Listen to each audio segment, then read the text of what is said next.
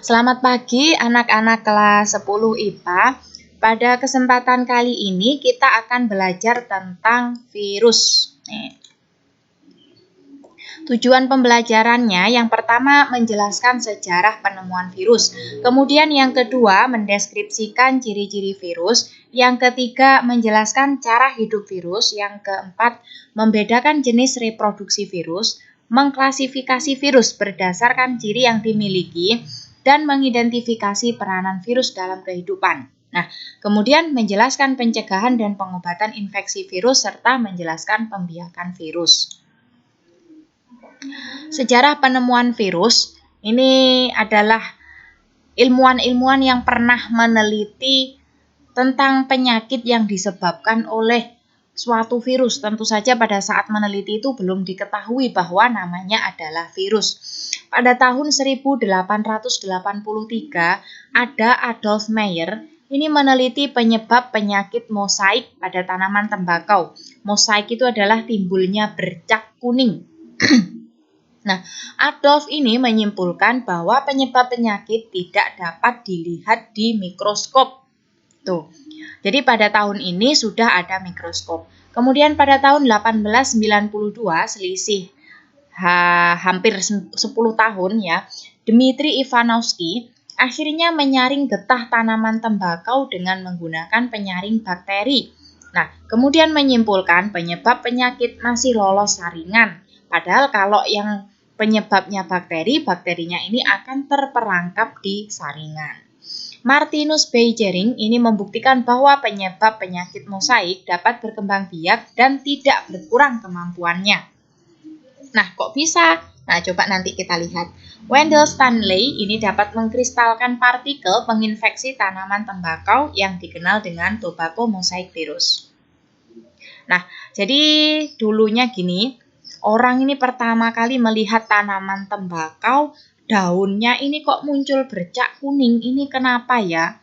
Nah, terus penelitian yang dilakukan di sini, ketika ada tanaman tembakau yang terinfeksi virus, ini dihancurkan, dihaluskan, dikasih air, kemudian diekstrak atau diambil airnya atau sarinya, kemudian ditaruh di penyemprot, disemprotkan ke tanaman tembakau yang masih baru. Nah, ternyata tanaman tembakau yang baru ini juga ikut terinfeksi penyakit.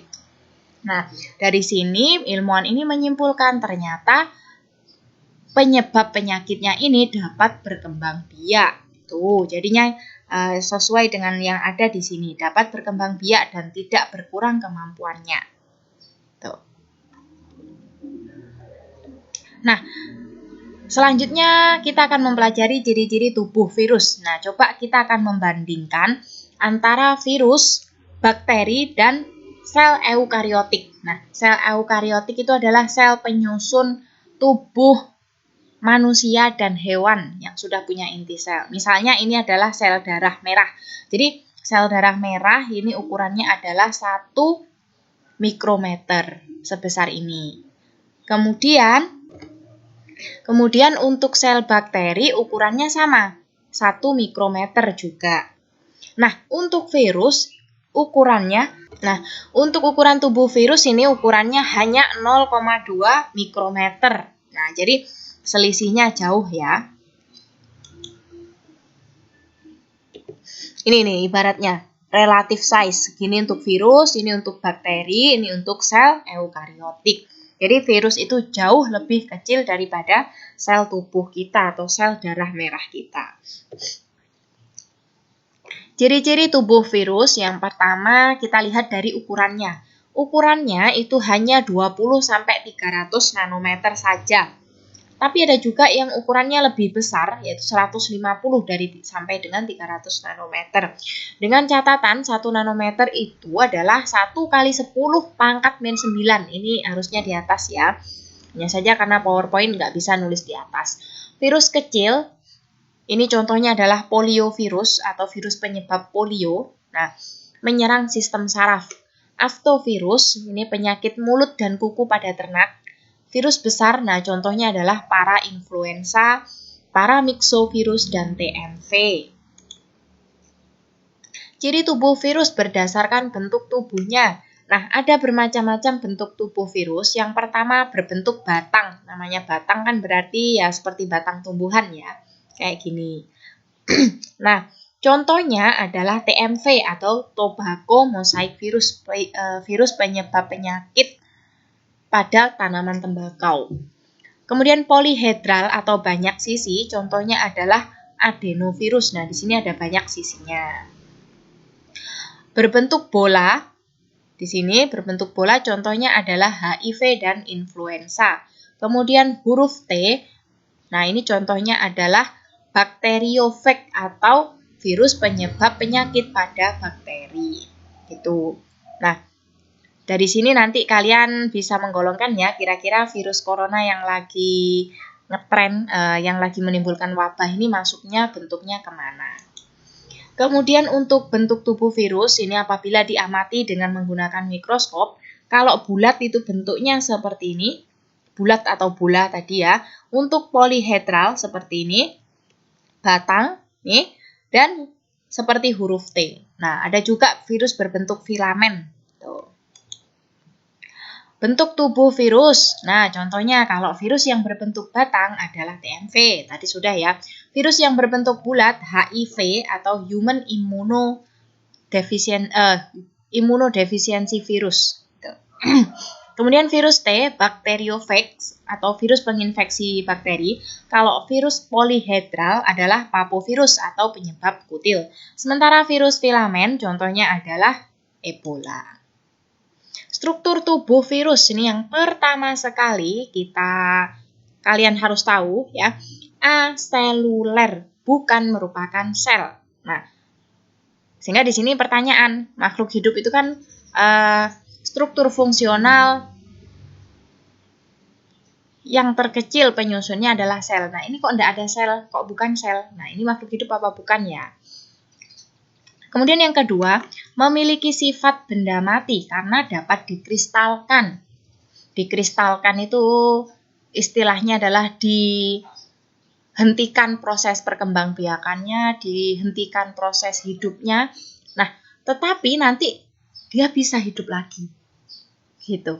Nah, kalau manusia kan ibaratnya dihentikan jantungnya itu kan dia akan mati. Nah, virus itu kalau dihentikan proses metabolisme, dia masih bisa bekerja lagi setelah itu. Memiliki sifat benda hidup karena dapat berkembang biak. Nah, ini ilmuwannya mulai bingung nih. Ini sifatnya benda mati karena dapat dikristalkan. Tapi sifat yang kedua, kok dapat berkembang biak ya? Kalau berada di dalam tubuh makhluk hidup. Nah, akhirnya mulai bingung di sini. Kita cari, akhirnya dicari ciri yang berikutnya yaitu tersusun atas asam nukleat. Nah, DNA atau RNA. Nah, ini sebagai catatan untuk makhluk hidup seperti manusia, hewan, tumbuhan, fungi, dan protista, itu pasti punya dua-duanya, DNA dan RNA. Nah, kalau virus itu cuma salah satu saja. Nah, satu partikel lengkap virus akhirnya disimpulkan, ya udah kita kasih nama virion saja, karena kita belum bisa memberi kesimpulan bahwa virus itu makhluk hidup atau bukan. Nah, kemudian ini adalah bentuk virus. Yang pertama virus berselubung, ya. Bagian luar ini adalah selubungnya. Nah, yang seperti paku ini adalah reseptor virus. Kemudian yang ada di dalam ini adalah materi genetik, yang ini bentuknya lembaran. Nah, bisa DNA atau RNA. Selubung proteinnya ada di dalam ini. Atau kapsid nama lainnya, kapsul. Nah, ini kapsulnya. Nah, sekarang virus yang berbentuk seperti huruf T. Nah, bagian yang atas ini adalah kepala, kemudian di sini leher, kemudian selubung ekor, papan dasar dan serabut ekor. Nah, nanti fungsinya seperti apa? Nanti silahkan dilihat. Virus telanjang. Nah, kenapa kok telanjang? Karena tidak ada selubungnya. Tuh. Nah, jadi hanya ada di sini asam nukleat yang ditutupi oleh kapsid saja. Jenis asam nukleat pada virus yang pertama adalah asam nukleat Yang pertama, pengertian asam nukleat dulu. Ini adalah kumpulan gen yang membawa informasi genetik. Nah, jenis asam nukleat itu ada dua, DNA dan RNA. Kalau DNA itu terdiri atas 2 untai, kalau RNA itu 1 untai. Nah, penggolongan virus, kalau virus DNA artinya hanya punya DNA saja. Contohnya ini adenovirus, herpesvirus, papovirus. Sementara untuk virus RNA, contohnya ini coronavirus, orthomyxovirus, paramyxovirus, dan flavivirus. Cara hidup virus hanya dapat hidup di dalam makhluk hidup. Jadi kalau dia ada di luar makhluk hidup, dia tidak bisa melakukan proses perkembangbiakan. Nah, makanya kalau kalian dengar virus corona itu misalnya daya tahannya di kain, kemudian di aluminium, itu berbeda-beda, tapi hanya sampai beberapa hari saja. Nah, kalau sampai lewat tenggat hari itu dia belum bisa masuk ke tubuh makhluk hidup, maka dapat dipastikan virus itu akan mati atau tidak bisa melanjutkan proses perkembangbiakannya. Disebut juga parasit obligat. Parasit obligat itu artinya parasit total. Jadi dia kalau nggak memanfaatkan hidupnya makhluk hidup, tidak memanfaatkan makhluk hidup lain, ya gitu, dia akan mati. Nah, beda dengan misalnya lintah, kayak gitu. Lintah, pacet yang biasanya kalian kalau jalan di hutan, lintah atau pacet itu parasit, gitu ya, ngambil darahnya kita. Gitu. Tapi dia masih bisa hidup di luar tubuh makhluk hidup. Memiliki kisaran inang yang luas, misalnya virus flu burung dan virus rabies. Ada juga yang memiliki, gini maksudnya, kisaran inang yang luas itu gini, virus flu burung. Flu burung itu kan pertama kali memang ditemukan menyerang pada unggas. Nah, ayam, terutama ayam di peternakan gitu ya. Nah, tapi kalian pernah dengar kasusnya kan, kalau ada manusia yang juga terinfeksi virus flu burung. Nah, itu jadi inangnya itu luas. Nah, ada juga yang memiliki kisaran inang yang sempit. Contohnya adalah bakteriofags yang hanya menyerang bakteri E. coli.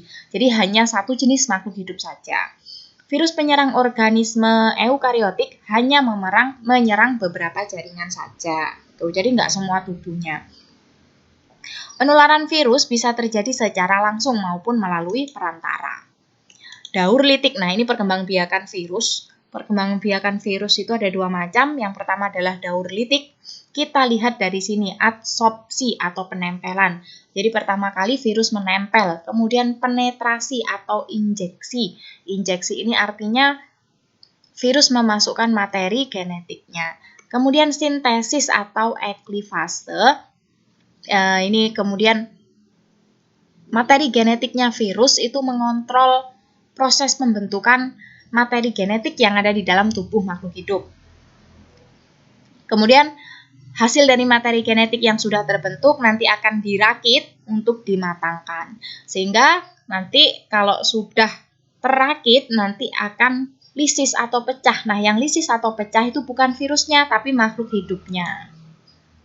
Sementara untuk daur lisogenik sama adsorpsi itu adalah langkah pertama. Kemudian penetrasi atau injeksi langkah kedua. Nah, di sini penggabungan dan terakhir pembelahan. Nah, kalian pasti masih bingung dengan penjelasan ini. Mari kita lihat gambarnya. Nah, reproduksi virus kita lihat dari daur litik dulu. Daur litik nomor 1 ini adalah adsorpsi atau penempelan. Virusnya nempel di bakteri. Jadi ini adalah bakteri, ini adalah virus penyerang bakteri. Nah, warna merah ini adalah materi genetiknya bakteri.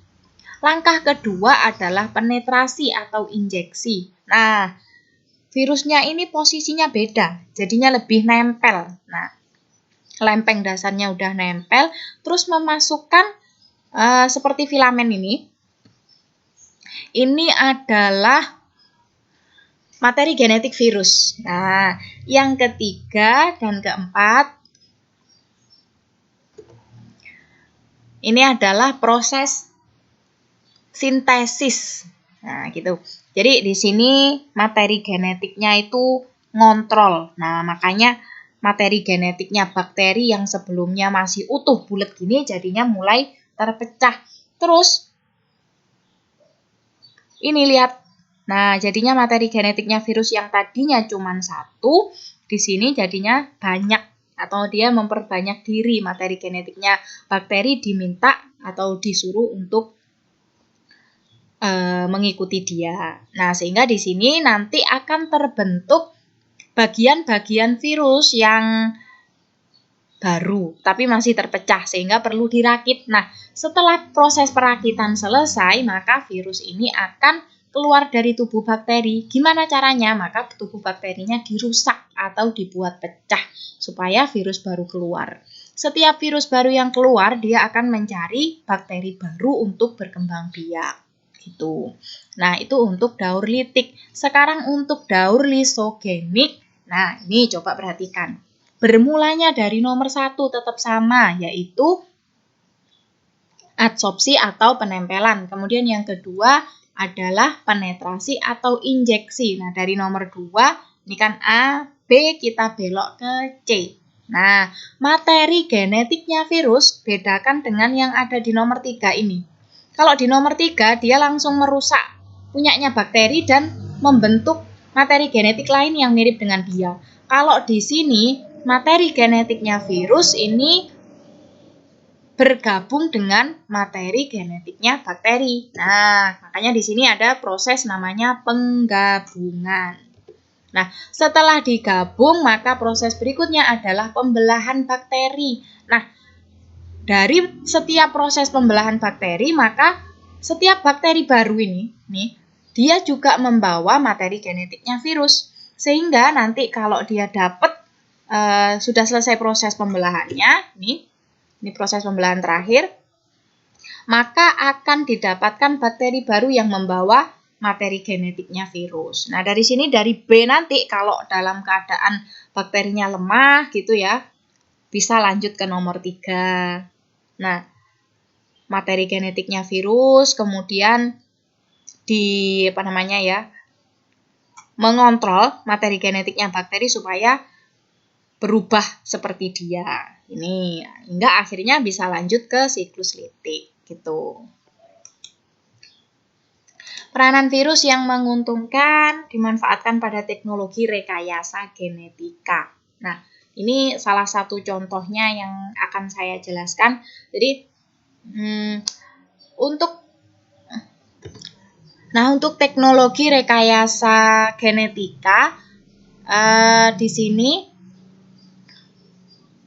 contohnya gini, kalau bakteri itu kan membawa materi genetiknya virus, maka bakteri ini atau virus ini bisa digunakan sebagai agen apabila kita ingin menyisipkan gen pada makhluk hidup yang lain.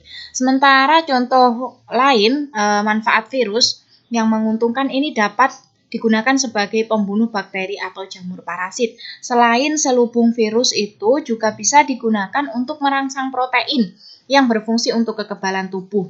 Jadi selubung virusnya ini bisa diinjeksikan ke dalam tubuh makhluk hidup sehingga makhluk hidup atau sel hidup itu bisa membuat protein gitu untuk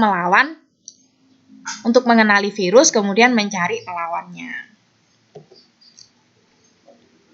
Contoh-contoh virus yang merugikan kalian bisa baca sendiri nanti di buku ya.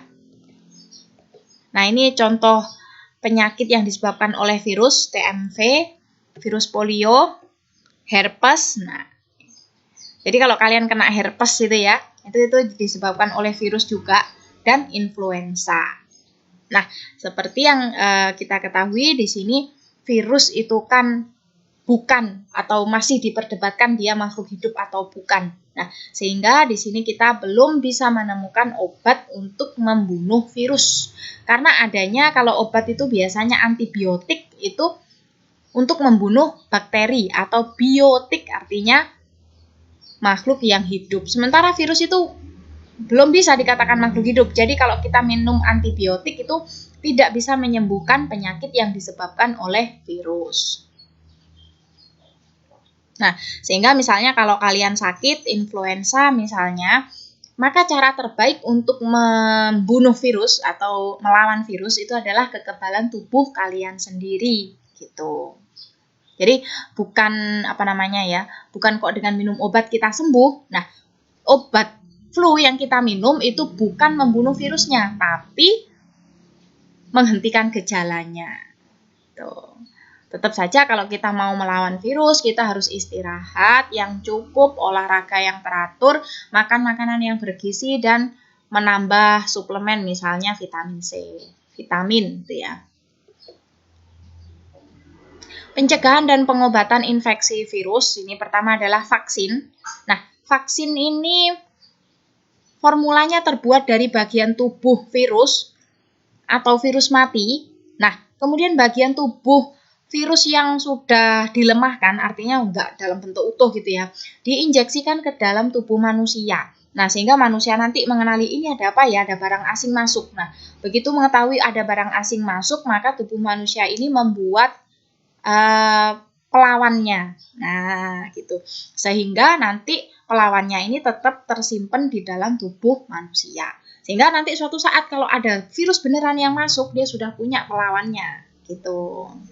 Nah, makanya ada proses yang namanya imunisasi. Imunisasi kalian dikasih dulu waktu masih bayi dikasih vaksin. Nah, itu tujuannya. Kemudian interferon. Interferon ini adalah protein yang dihasilkan oleh sel yang terinfeksi. Nah, jadi ada nanti untuk membuat interferon kita bisa membuat ilmuwan ini bisa mengumpulkan sel-sel hewan atau sel-sel biakan yang sengaja diinfeksi virus supaya menghasilkan protein untuk menghambat. Nah, proteinnya ini yang akan digunakan untuk diambil sehingga nanti bisa digunakan untuk menghambat infeksi virus yang lain. Kemudian kemoterapi. Nih, kemoterapi ini adalah senyawa antivirus yang dikembangkan dan penggunaannya hanya dibatasi dalam keadaan tertentu saja karena sifatnya racun bagi sel tubuh gitu. Kalau kalian dengar kemoterapi itu kan biasanya pada penderita kanker gitu. Jadi yang rusak itu bukan hanya kankernya saja atau virusnya saja, tapi juga beberapa sel tubuh lain juga. Tujuan pembiakan virus, kenapa sih virus kok dikembangbiakan? Udah tahu banyak ruginya. Tuh. Yang pertama untuk dipelajari, ini mesti mengetahui ciri fisik dan kimiawi. Kemudian mempelajari perilaku dan cara hidup virus. Nah, kenapa sih dipelajari? Biar kita tidak terinfeksi dengan mudah gitu. Biar kita bisa cari penangkalnya. Mengetahui siklus reproduksinya. Nah, sehingga kita bisa tahu kapan nih kira-kira kita bisa menghentikan virus itu pada saat dia belum sampai ke tahap lisis gitu. Pembuatan vaksin atau penelitian lain gitu. Seperti halnya saat ini ketika ada wabah corona, maka proses pembuatan vaksin ini sangat gencar-gencarnya dilakukan. Gitu. Kemudian untuk viroid dan prion, nah viroid itu hanya molekul kecil RNA sirkuler telanjang yang lebih kecil dari virus. Nah, menginfeksi tanaman dengan mengacaukan kendali pertumbuhan. Pada tahun 1927 di Filipina, 10 juta tanaman kelapa mati terinfeksi viroid. Nah, saya tanya, tanaman kelapa sama viroid itu ukurannya perbandingannya seberapa? Bayangkan viroid itu sudah lebih kecil dari virus. Virus itu udah kecil. Viroid ini lebih kecil lagi. Nah, prion, protein sederhana yang lebih kecil dari viroid. Lebih kecil lagi nih dari viroid. Ditemukan oleh Stanley Prusiner tahun 97. Mampu mengubah protein inang menjadi protein prion. Jadi dia memfotokopi dirinya pakai materi genetiknya si inang. Mengakibatkan malfungsi seluler dan degenerasi otak. Nah, tahun 1950 di Papua New Guinea muncul penyakit kuru yang diakibatkan oleh prion. Nah, kuru ini bukan artinya bukan orang yang jadinya kurus gitu, enggak ya. Nah, ini tadi degenerasi otak malfungsi seluler. Diakibatkan oleh prion karena kebiasaan kanibalisme memakan otak dari musuh. Gitu. Jadi bayangkan prion itu sudah sekecil apa, lebih kecil dari viroid, viroid ini sudah lebih kecil dari virus. Nah, dari sini kita bisa menyimpulkan, ya, kita ini manusia merasa punya tubuh yang kompleks, lebih baik dari makhluk hidup lain, sudah punya 2 tangan, 2 kaki, 2 mata, bahkan kita dibekali dengan otak, dengan hati, tapi bahkan kita ini disebut sebagai makhluk yang paling sempurna, ya. Tetapi ternyata kalahnya kita oleh apa? Bukan oleh makhluk yang lebih besar dari kita, bukan yang lebih kompleks, bukan yang lebih komplit. Nah, tetapi justru oleh makhluk yang ukurannya jauh sekali lebih kecil dari kita. Nah, contohnya itu adalah virus. Seperti hari ini ketika kita mengetahui wabah corona, kita ketahui. Nah, nanti di pertemuan berikutnya kita belajar tentang virus corona. Dia itu sebenarnya sekecil apa sih kok bisa mengacaukan tubuh kita. Nah, itu ya. Jadi, ibaratnya di sini kita diingatkan bahwa kita sebagai manusia itu ya, kita harus terus bertanya apa yang mau kita sombongkan. Orang kita ini loh bisa rusak sistem tubuhnya, bisa mati atau bahkan bisa terganggu hanya oleh organisme atau bahkan kita tidak bisa menyebutnya organisme, ya, disebabkan oleh suatu penyebab yang sangat kecil sekali di mana ilmuwan pun belum bisa memutuskan kalau ini adalah makhluk hidup. Gitu. Nah, itu aja untuk pertemuan hari ini. Semoga bermanfaat. Terima kasih. Wassalamualaikum warahmatullahi wabarakatuh.